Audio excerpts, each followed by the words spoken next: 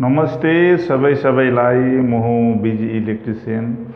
म आज तपाईहरुलाई जेट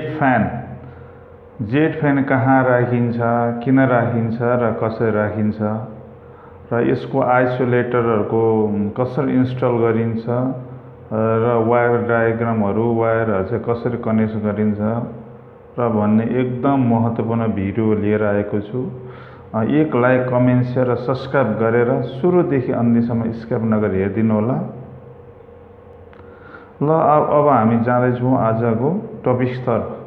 जेट फ्यान विशेष गरी जेट टाइपको भएको हुनाले यसलाई जेट फ्यान भनिन्छ र यो विशेष गरी कार पार्किङ एरिया र कोरिडोर एरिया र टुनेल एरियामा राख्ने गरिन्छ र यो जेट फ्यानको विशेष काम भनेको नर्मल भेन्टिलेसन र स्मोक एक्ज्याक्टर इन इमर्जेन्सी भन्नाले सामान्य किसिमको भेन्टिलेसन। अब हावाहरू कम छ भने यसले त्यहाँको हावा बाहिर फ्याँक्ने र बाहिरको हावा आउने गर्छ र केही इमर्जेन्सी केसमा त्यहाँ धुवा धुलोहरू आएको खण्डमा त्यो धुवा धुलोलाई पनि यसले बाहिर फ्याँक्ने काम गर्छ।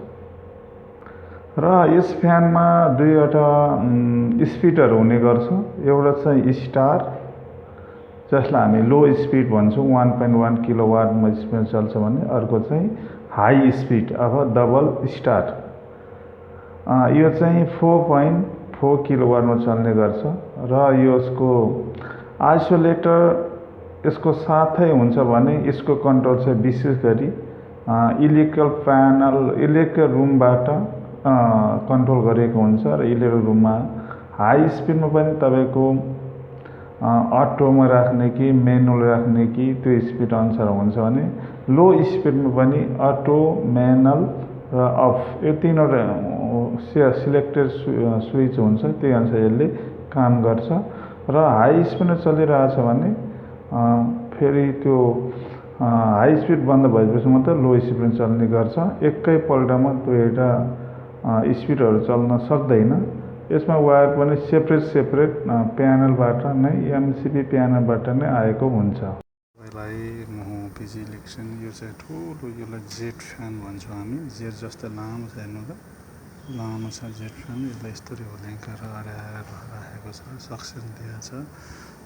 यो जेट फ्यान चाहिँ दुईवटा स्पिड छ, एउटा स्लो स्पिड, एउटा स्पिड स्पिड। यहाँदेखि यो हाई भनेको छ, हाई स्पिडलाई यो वायर आएको छ, यो वायर चाहिँ तारबाट घुमेर यसमा गएको छ है, हाई स्पिड यो हो। अनि लो स्पिडमा चाहिँ यो लो स्पिड घुमेर यसमा गएको छ, यो लो स्पिडको हो। र तपाईँको यो लो स्पिड, यो सानो चाहिँ लो स्पिड गएको छ र लो स्पिडमा त यसमा गएको छ, यो स्टार हो, सिङ्गल स्टार। र यो हाई स्पिड यहाँबाट यो हाई स्पिड यो हो, यसमा गएको छ। यो फ्यान चाहिँ एकपल्ट लो स्पिड चलेछ, बन्द भएपछि मात्र अर्को चल्ने र हाई स्पिड बन्द भएपछि लो स्पिड चल्ने हो। यसरी यो चाहिँ यस्तो सिस्टम चल्छ, दोनो स्पिड एकैपल्ट चल्दैन। यो चाहिँ तपाईहरुलाई यो जेट फ्यान विशेष गरी जेट फ्यानमा चाहिँ एउटा लो र यो हाई स्पिड हुने गर्छ। त्यसमध्ये यो आज म जेट फ्यानको यो प्यानलको बारेमा देखाउँछु। यो जेट फ्यानको हेर्नु 3P एमसिपी भने चाहिँ 3 फेज एमसिपी लगाएको छ कन्ट्रोल सिस्टम र जेट फ्यान हो। र यो चाहिँ 4.4 किलोवाट डिभाइडेड 1.1 किलोवाट भनेको 4.4 किलोवाट भने हाई स्पिडमा र 1.1 किलोवाट भने चाहिँ यो लो स्पिडमा। लो स्पिडमा 1.1 भयो र यो हाई स्पिडमा चाहिँ 4.4 किलोवाट यसले लिन्छ। र यसमा के देखाएको छ भने यो फायर अन, जब आगो बल्यो भने यो फायर अनमा यो रातो बल्छ र त्यसपछि थर्मिस्टर फल्ट। यो थर्मिस्टर भनेको अब म जेट फ्यानभित्र मोटर हुन्छ, मोटरमा हिटर भयो, कुनै वायर सर्ट भयो भने यहाँ ट्रिप भने रातो बल्छ, ट्रिपिङ सिस्टम। त्यसपछि यहाँ लो स्पिडमा यो रन भएको बेला, चल्ने बेला चाहिँ यो रातो बलेर चल्छ र हाई स्पिडमा यो रातो बलेर चल्छ। अहिले त बन्द छ दुईटै स्पिड। र स्टोप भने चाहिँ यहाँ रोकिएको छ, अहिले प्यानलले जेट फ्यान चलेको छैन र लो स्पिड ट्रिप, लो स्पिडमा कुनै गडबडी आयो भने ट्रिप सो गर्छ, यहाँ पहेँलो बत्ती बल्छ। र यहाँ हाई स्पिडमा चाहिँ यदि ट्रिप आयो भने येल्लो बल्ब बल्छ र यो चाहिँ सप्लाई हुने, यो प्यानलमा अहिले सप्लाई छ। यो चाहिँ खोल्नु पर्छ, यो चाहिँ सिलेक्टेड स्विच छ, स्विच पनि अहिले अन पोजिसनमा छ। र यो सिस्टममा चाहिँ के छ, ह्यान्ड अफ अटो, अथवा ह्यान्ड भनेको हातले अब चलाउने भयो, ह्यान्डमा राख्नु पऱ्यो, अफ गर्नु पऱ्यो, अटो भने अटो, अटो भएपछि भित्र विभिन्न किसिमको पावर कन्ट्याक्टर, रिले, टाइमर हरू छ, जसले गर्दा यो अटोमेटिक चल्ने गर्छ। एक लो स्पिडमा एकताल चल्छ, अर्को स्पिडमा चाहिँ हाईमा चल्छ।